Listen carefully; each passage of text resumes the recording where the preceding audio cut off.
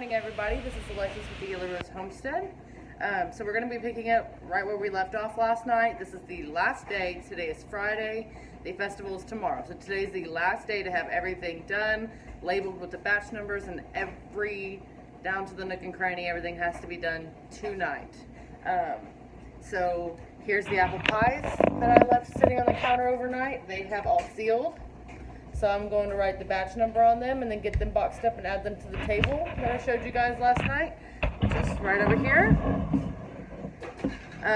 So I have a lot more out in what used to be our guest house. Now it's been getting transitioned into being our on-site little storefront shop area.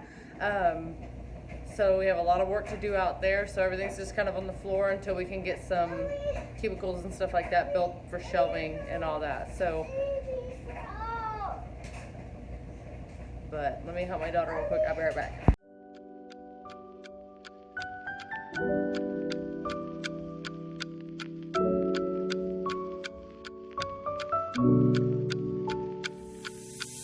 I did run out of dough doing the topping on the apple pies. So I'm gonna whip up some more dough real quick and get that in the fridge. So that way it can chill for at least an hour, and then I'll start on prepping the pecan pie and gathering more pecans because we got about half a gallon bag, which I don't think is going to be enough. So we're going to go gather more, and then we're going to come back in, build the pies, get those in the oven ready to go. Alright, so in this video I'm probably going to talk a little bit more. I've had a lot of people message me some questions. If y'all have any questions, please feel free to comment them below, and in future videos I will address those questions. Somebody asked me what I was writing on my lids if I make so many labels. I write the batch numbers down because I print my labels out by the sheet, and I can't tell you exactly how many jars a batch might make until after I've done it, but I like to go ahead and print my labels out so they're already here. And so I do batch numbers as I make them, which is the jars that are in the batch. So if I make a pot of jelly right now, and then I make another one, so the first one's batch 1, the second one's batch 2, and I label all of my jars accordingly, batch 1, batch 2.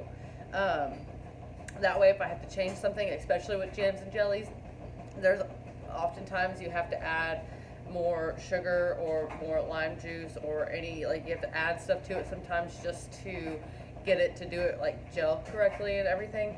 So any changes that you make to a recipe, I can note them down on a certain date, and that way if somebody comes up to me and say, hey, these pickles are not good and they're soft and mushy, I can reference back and say, hey, in that batch that I made those pickles, there's 5 other jars out there that might be soft and mushy, so I need to prepare to replace that product or replace that jar and talk to that customer. I mean, I might not know who they are, but if they come to me, I can match the batch number and I can work with them accordingly to that. So like the apple pies, there's the batch number for the apple pies. What I do for a batch number is I just do the month, the day, and the number is the batch number. So 1014, batch 1. These were all batch 1. So that's just the way I do it. And then I also keep this little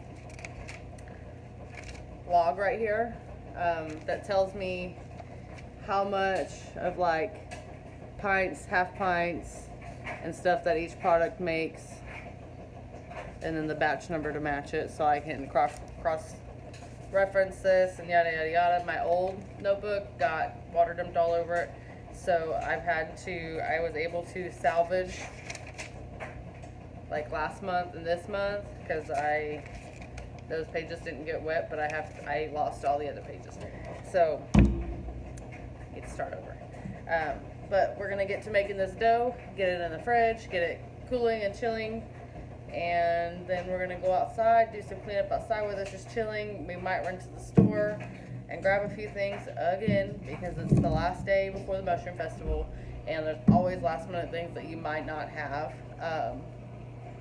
So you're probably gonna hear a lot of me talking in this video, and I apologize for that.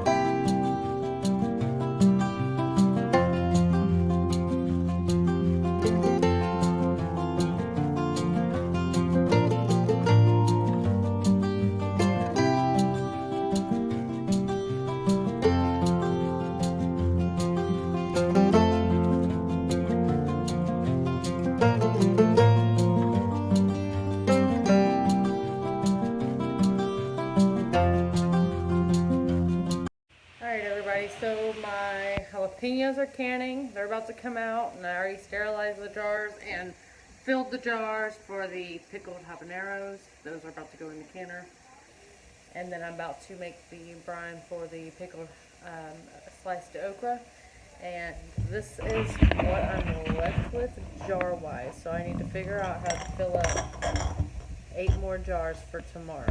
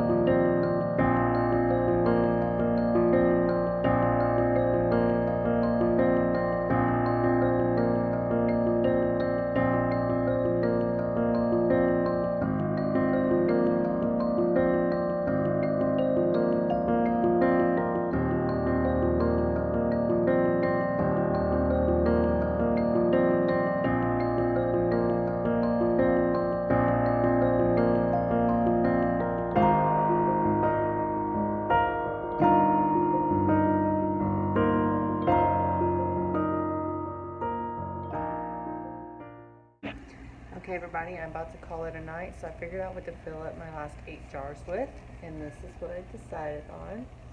It just finished in the canner, so we're going to get that pulled out, get it labeled.